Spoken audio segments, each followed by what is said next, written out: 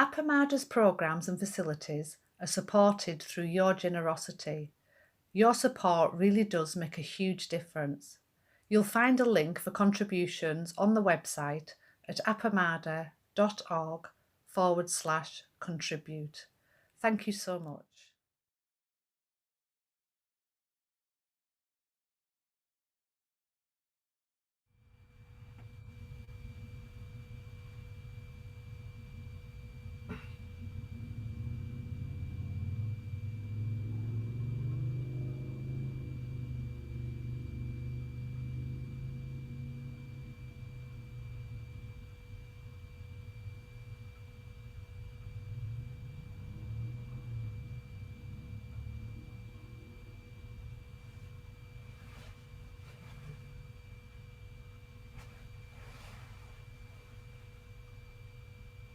Vast is the robe of liberation, a formless field of benefaction. Wearing the universal teaching, I realize the one true nature, thus harmonizing all being. Vast is the robe of liberation, a formless field of benefaction. Wearing the universal teaching, I realize the one true nature, thus harmonizing all being. Vast is the robe of liberation, a formless field of benefaction. Wearing the universal teaching, I realize the one true nature, thus harmonizing all being.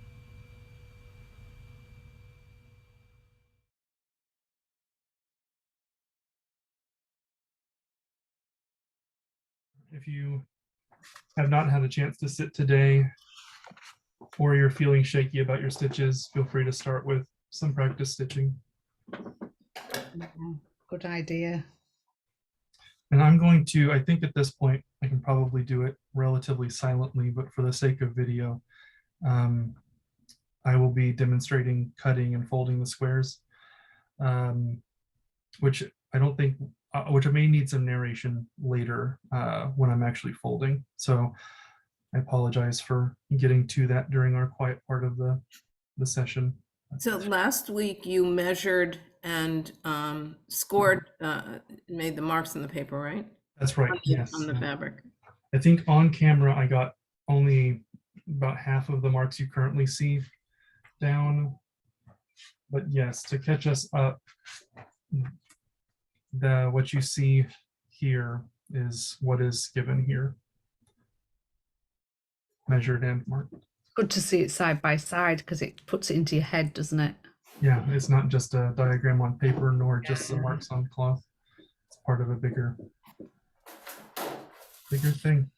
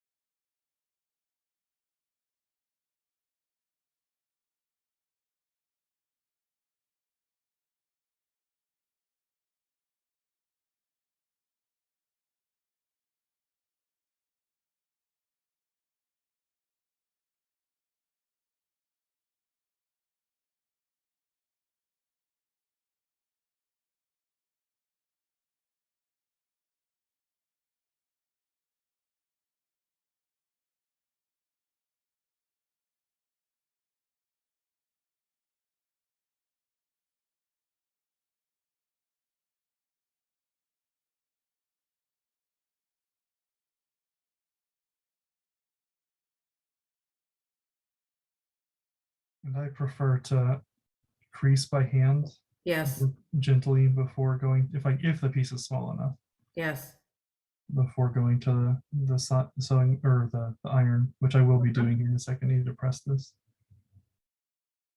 Really, you could probably, they're so small, you could probably get away without pressing. Mm-hmm.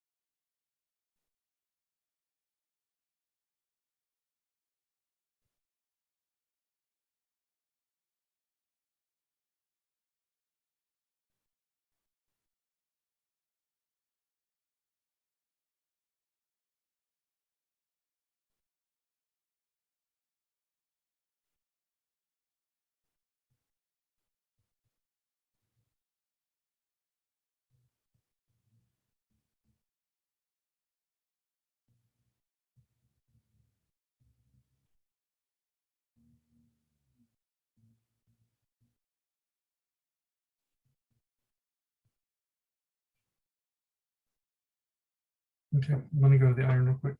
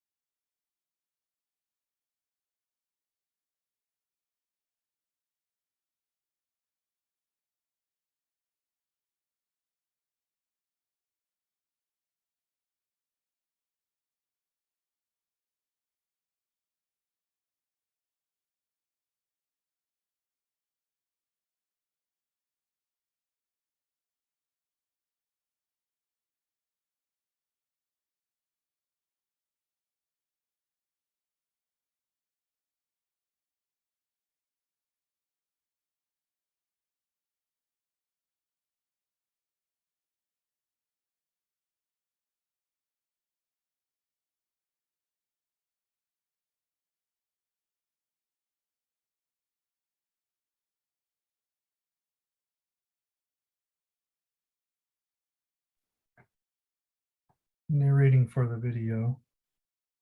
So here, this is the backside where you see that I have taken this folded over edge, and I take this corner that would otherwise be visible from the front and fold it in diagonally, as so. And then pin that.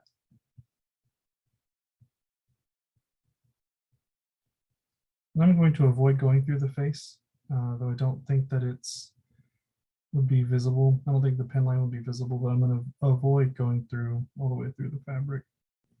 The corner should hold. If you want extra confidence that the corner will definitely hold, you can go through the front of the fabric as well. And then just repeat 4 times.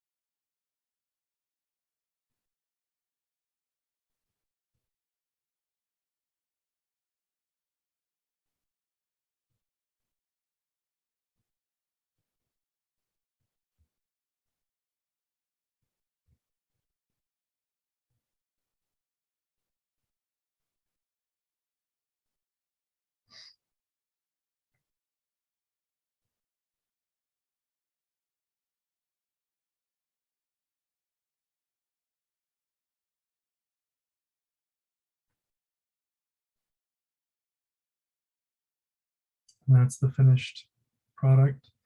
I missed the upper part of that diagonal fold on this one, and I'm not going to redo it. On the front, you can see that these make pretty sharp corners. Well, it looks like I got through one. A couple of them, despite trying not to. And it does bow the fabric out having these pinned this way. And that's something that you can ease as you are basting. As you baste this to the face, you'll be removing these pins. And as you're basting, you can ease this to be a little bit straighter. And at this scale, and with the Namukie Butsu stitch next to it, I've never looked at a square and said, oh, that looks wonky, or oh, that's clearly not aligned, partially because I'm not scrutinizing them that closely, but I think, um, even on my own, where I can be my harshest critic and I know exactly what was wrong and I can see it from across the room. I've not had that experience with these corner squares.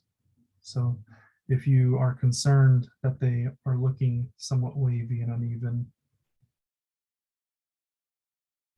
it is likely not going to reflect in the finished garment in a meaningful way.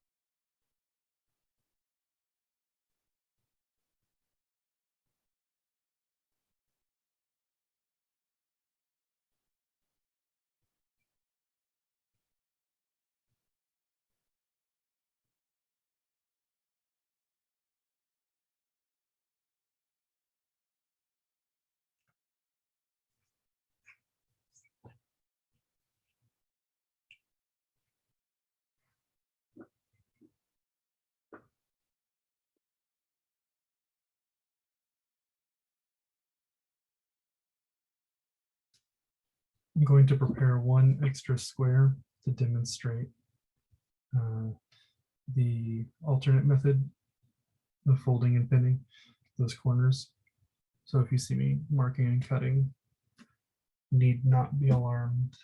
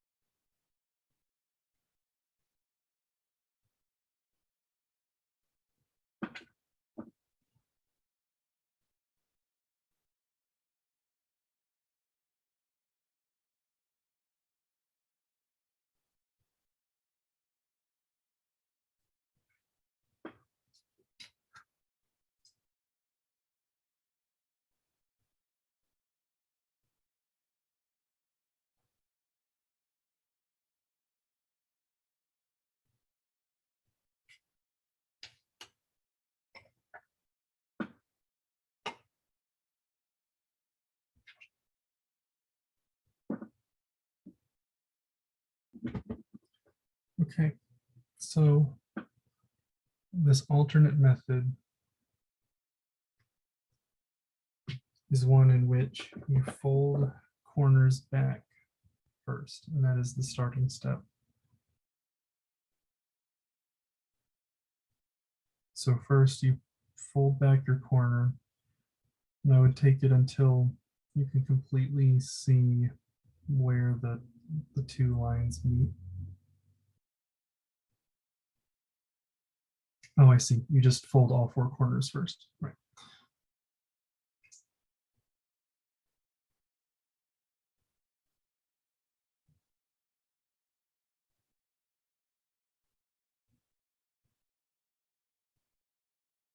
If you were to do this, I would recommend using the Hera after you have marked the front. Use the Hera so that you can align this chalk line with a Hera mark that you would see on the back. And I think that that would give you confidence that it is still square. Although at this scale, again, I don't know how much that matters.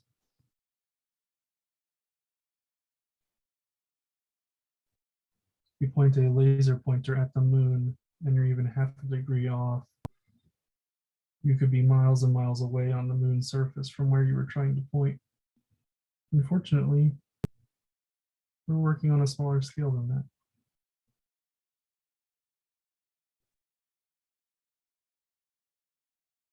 Yes, so you would do that. You would fold all four corners in towards the center, perhaps have a Hera line that you could use to make sure that you're square.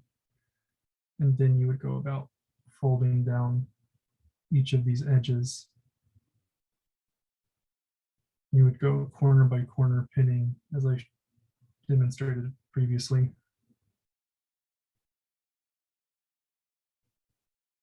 You would pin like so. And then go to the next corner and do the same. And then from there, once you have your pins in place, it'd be the same procedure that you'll see with mine of basting it to the face, which is next, I guess.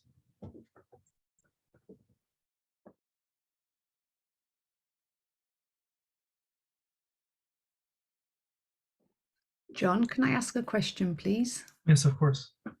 When you've finished sewing the inner line, of the frame, Mm-hmm. do you continue with the other lines, or do you go to the back and pin and sew the back line? You go to the back. Right. So Great. as you can see, the middle and back and outer edges go through they look namukibutsu on the front, but on the back they look like the back of a back stitch. And that's because you're going through both layers. So we're going to do this inner one to lock it in place, and then do the back inner one to lock it in place. And from there, we'll have a nice surface to do those 2 stitches on. Great, thank you.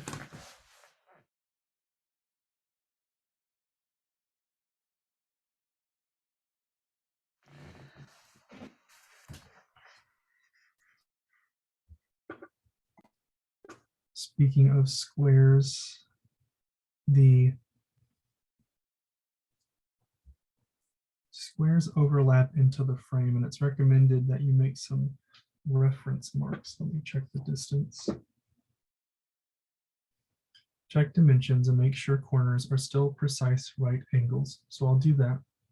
The squares overlap 5 millimeters onto frame. You can see that here in that photo. So what I will do is I will make some little reference marks. Okay. Now that I'm working from home, I actually have quite a few material needs that I need to meet. Like this square is a little cumbersome to use for these finer details. I need to go get me a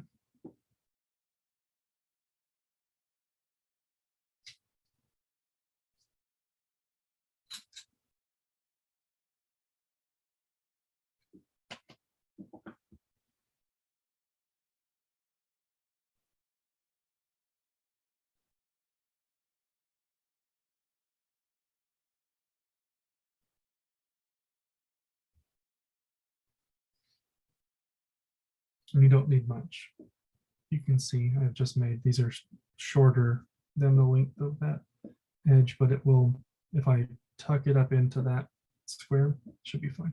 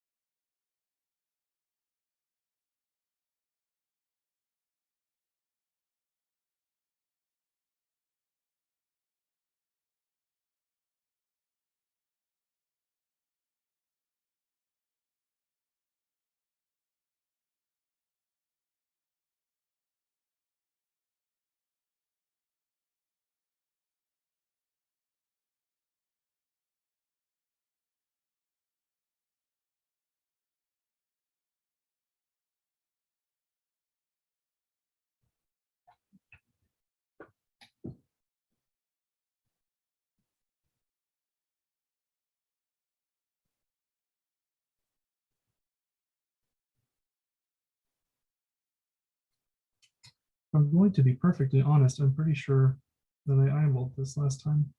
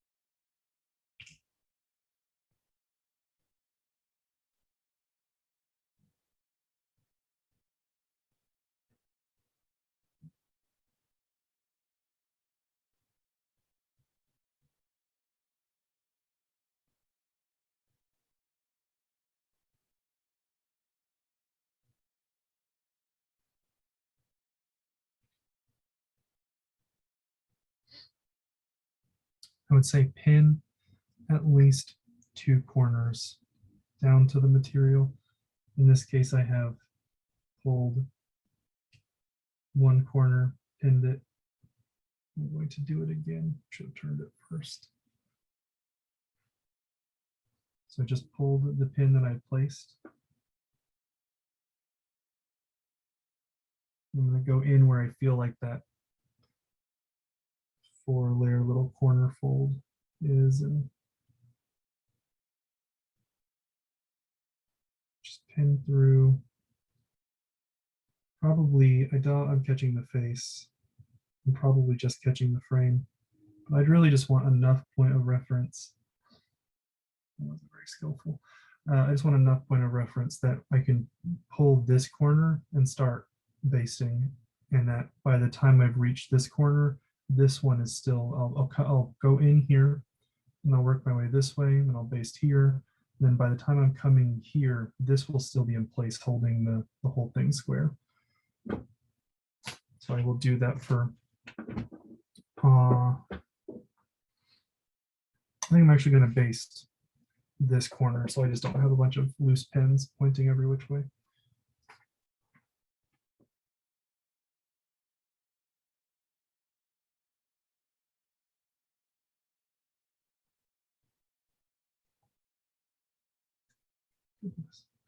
And when you baste, we're going through as few layers as we can. Certainly not through to the back, especially over the silk. It's not a huge deal on the frame, but when you're working over the silk, you don't want to baste through. I'm satisfied with that after all. See a little bit of wonkiness over here that I'll want to keep an eye on as I baste and sew. And really, I might recommend a little tighter spacing on the baste. And I guess I'll lead by example on that.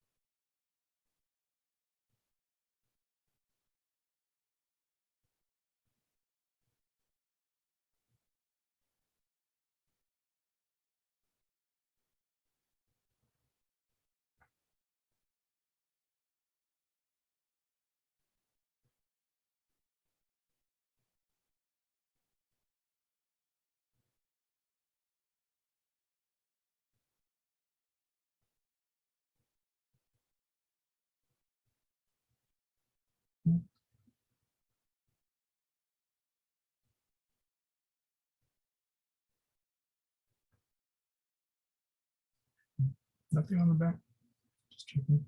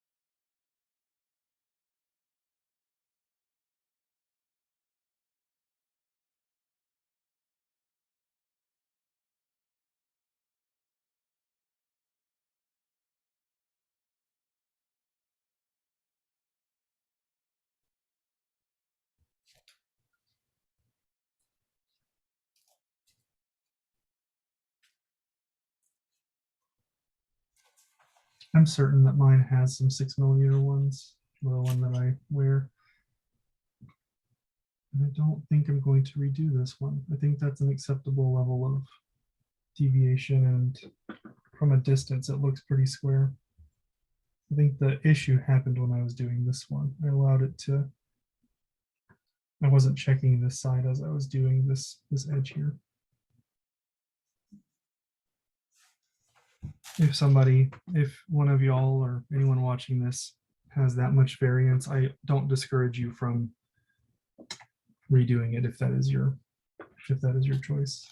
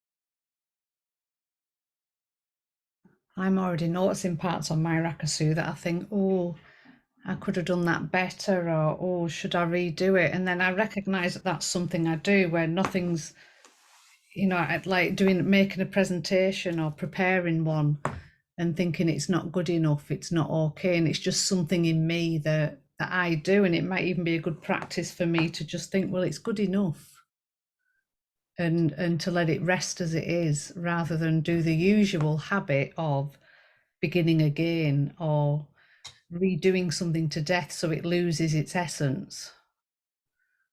It's getting that balance, isn't it, between the Rakasu being good enough and letting go of some perfectionism as well. I think the Rakasu practice helped me through. I'm the same way.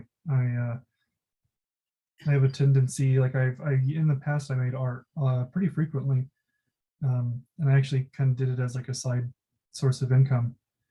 And I was very fond of the saying, art is never truly finished; it is only abandoned. And I feel like that's true of anything I care about, really. That I'm never going to be perfectly satisfied, and that's because I care. Sometimes I'm caring about the wrong things, and I admit that. That's sometimes I'm caring about what others will see in me, and it's not a pure level of care, but that's what I take to. That's where my practice lives. That's where the edge of my practice is. Why do I care about this time? Mm. And it's that kind of, for me, it's something about representing what's inside of me accurately on the outside, and other people seeing not a true reflection or representation of what I'm trying to get across, if you like. But then it's kind of just letting, like you said, letting go of some of that, and because we'd never begin. It's like it can just stall us so much, can't it? I know it can stall me, that need for it to be perfect or just right as I see it, when actually it's good enough as it is. I'm just wanting it to be that bit more perfect or better. And this And I is guess strange. Yeah. Sorry, what was that, John? I'm wondering if it's if how much on this I can safely say. There are a lot of teachings in Zen that if and when we embody uh, ordinary mind and become, that living Buddha mind, uh, that in that moment, people aren't even going to see me. They're going to see Buddha mind. They're going to see something that I lack the language to express. And that's what I'm shooting for. That's the whole purpose of this practice and this undertaking, and why I sit and why I bow at certain times with other people. It's because I'm aiming to be able to embody that. So why then am I so consumed with how people see me, John Miller? The little I, the one that is consumed with being seen correctly, the way I prefer to be seen. Because when I'm at my best, I don't care about any of that. That's not what's embodied in this form. Is not the one that is worried about how I, if my presentation will be liked or not. It's so true, isn't it? When we're at our best, it doesn't matter. Yeah. Yeah. It's like, and why would I get the Rakasu perfect? I've never made one before. That seems like a generous perspective, doesn't it? I mean, it's going to have, quirks and things that aren't perfect. It's with anything new we're doing, isn't it? And even with things we've done before, it all depends on our state of mind as well, isn't it? Because that's what I've learned with the having to keep going back to practice stitching, that one week my mind is working and I can do it, and another week I mustn't be as still because I'm struggling. So it's kind of really noticing, what states of mind and where I'm at, and if I'm in contact with my surroundings, and and how much that's reflecting in the Rakasu, and the stitching, the imperfect stitches is a reflection of where I'm at in so it kind of is, this Rakasu will be kind of a perfect reflection of all the different places I've been in while on this journey making it. Yes. And sometimes there are points where I remember, I can look at points and remember where I was at that day, just because of how clearly it could reflect some of those mind states. yeah, I've got a bit of a wonky panel, and I know that I wasn't having a good day. Yeah, I wonder how attentive I was when I totally just didn't go all the way to the back on these.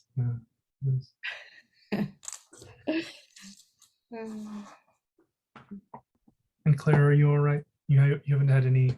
I haven't heard much from you today. Yeah, I've been fiddling about with the frame, and enjoying listening to you and Maria. I also suffer from a perfectionist tendency, so I can relate. Oh, it's good to have a fellow buddy there. Fellow buddies having the same struggles. Yeah. So yeah, it's a very helpful practice for me to try to judge which stitches are within tolerance. Yeah, me too. You can add me into the group. Peg used to say that Zen tends to attract a type, and I think this is kind of what she was pointing to. Yeah. An appreciation for simplicity, but also maybe a little high strung. I don't know what you're talking about, John. I originally was gravitating because of, in English, there's a huge amount of content published by the Insight Meditation Society teachers and Spirit Rock teachers like Jack Kornfield and the like. So originally I was looking for that Theraveda, very,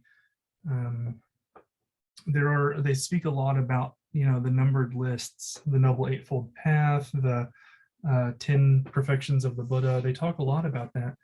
And I was the type that was wrapping my head around, getting really in the weeds on the thought. And I was so fortunate to find Zen where they're like, maybe just go sit.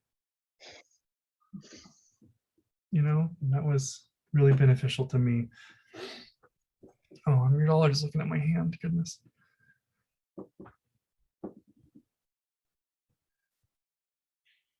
Yeah, I agree. I feel very lucky to have found Zen. And then also our particular flavor of Zen, which I really appreciate the weaving in of like more psychological approaches, and the humor, I think, is like feels a particular trait of our little patch. Yeah, absolutely. It feels essential, doesn't it? To soften, it softens everything, I think. Yeah. It's interesting how many of the teachers in that Joko empowered are some type of helping profession, like psychologist or social worker. A lot of them are that. Well, my pins aren't perfect, but they're in. They look good. Yeah. Great. I was even thinking, shouldn't they all be slanted and perfectly, apart? And I was thinking, Maria, it's fine. It won't be in the finished garment anyways. One thing, now that you know that you've got a pretty good square, though, you can undo them and redo them just or edge by edge. That is something that may actually help your the straightness of it. Yeah. But it's less pithy to say that.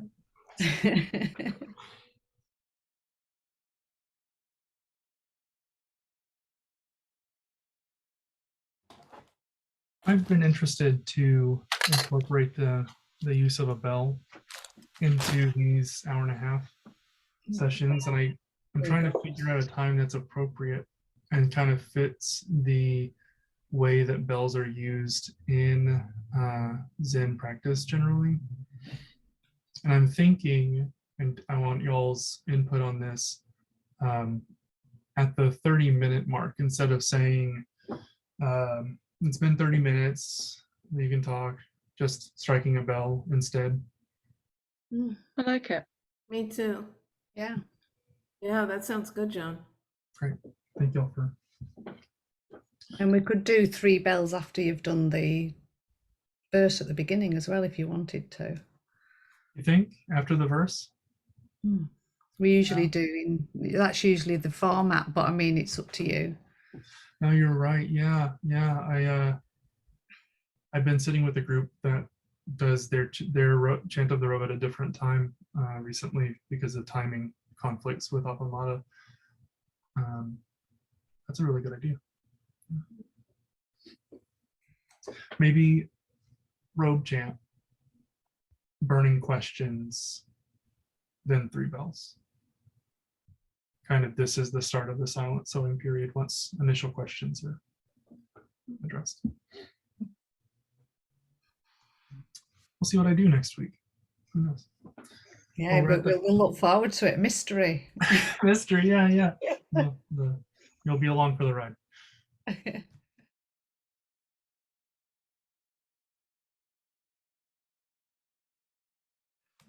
Well, we're at the top of the hour. Okay. It's great to see each of you. I'm glad that y'all were able to make it today. Yes, you too, John. Thanks so much. We love those squares. Yeah, it's been very rich just watching you do that, and Thanks. yeah, I feel like I've taken it in, which is a good thing. Good night, everybody. Enjoy. Yeah, love to you all. Bye bye. Thank you so much.